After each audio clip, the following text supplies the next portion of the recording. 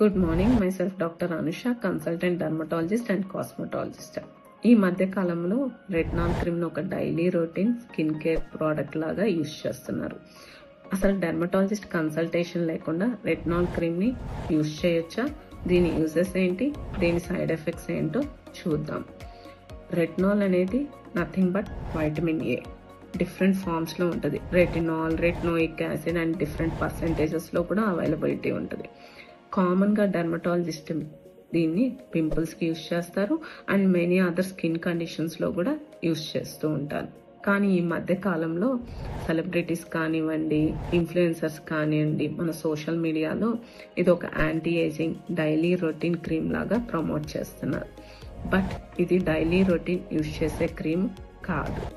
దాంతోపాటు ఇది over the counter drug కూడా కాదు. సో రెటినాల్ క్రీమ్ అనేది స్ట్రాంగ్ ఇంగ్రీడియంట్ అవ్వడం వల్ల దీన్ని మన daily routine skin care product లాగా యూజ్ చేయకూడదు.